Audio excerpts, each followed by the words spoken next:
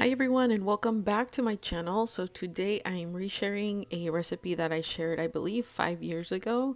I just made a few changes, which is mainly on the amount of flavorings that we are going to use. So it's going to be my royal icing recipe. I'm going to share all the measurements with you. They'll also be in the description box below. So let's get started.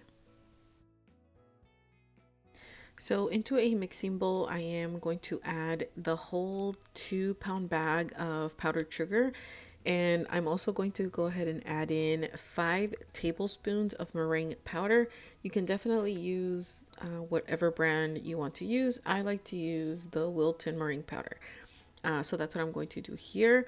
I have also gotten questions about sifting my powdered sugar. I never do, and it always works out for me. So that's how I do it.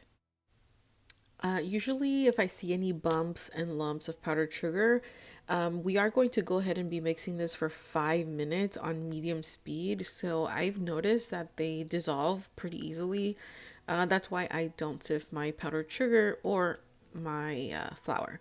But if you want to do that, then go ahead and do that. I'm usually always in a hurry when I'm doing prep work, so I just go ahead and dump the 2 pound bag into my mixing bowl. And anytime you add in a new ingredient, just go ahead and give it a mix to incorporate it well with the other ingredients, which is what I'm doing here. The next thing that we're going to do is we're going to add flavor to our frosting. And you can definitely substitute any of the flavorings that I use here for flavoring of your choice. The only thing to keep in mind, and which is basically the most important, is that if you are going to need white royal icing, make sure that the flavoring that you're using is clear or as light as possible, because adding in flavorings that have coloring will alter the color of your royal icing. So I went ahead and added in 2 teaspoons of clear vanilla extract, and here I'm adding in half a teaspoon of clear almond extract. And like I said, just be careful when adding in flavorings. If you're going to color this and you have just regular vanilla, then just go ahead and do that, because you won't be able to notice a difference. But if you need white royal icing, make sure that all your flavorings are clear. I'm also adding in 1 tablespoon of light corn syrup. And basically what this is for is to give the royal icing a little bit more elasticity and shine. So when you're finishing your cookies, I don't know if you've noticed, but some people's cookies shine a little bit.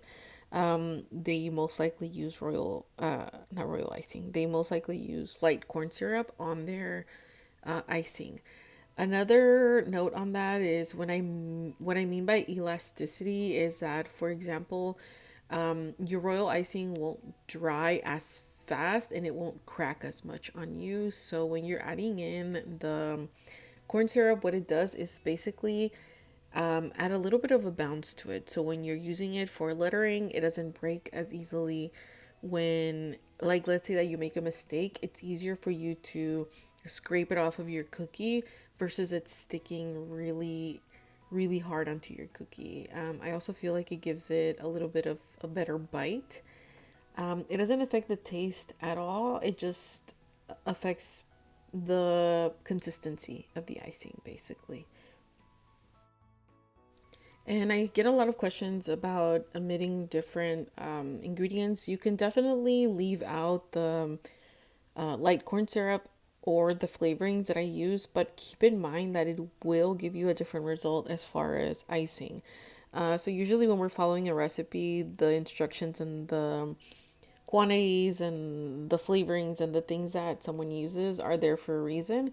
So you can definitely leave out the light corn syrup or change the flavoring, but just keep in mind that it is going to change your final result as far as what you get for royal icing.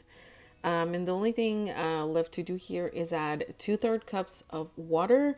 And then we're going to go ahead and mix this on medium speed for 5 minutes.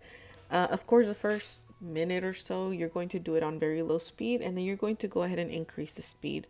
You're going to notice that the icing goes through stages. So basically, what we're trying to do is we're trying to get this to whip up and change color. So after about 3 to 4 minutes, you're going to notice that it's going to double in volume.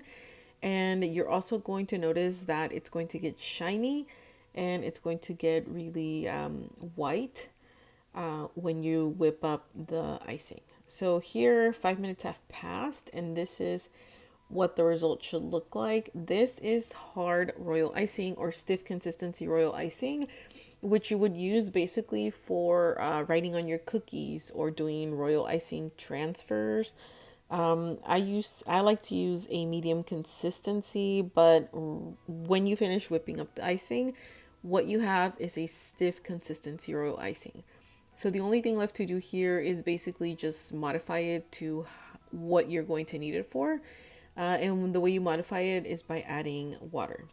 So that's the recipe. And I hope that this is very helpful for you. I hope that you like it. I hope that you use the recipe. If you do, leave me a comment on the comment section below. Don't forget to follow my YouTube channel. Make sure to subscribe. Follow me on Instagram. I'm also posting on TikTok, so make sure to follow me on TikTok. And I'll talk to you next time. Bye.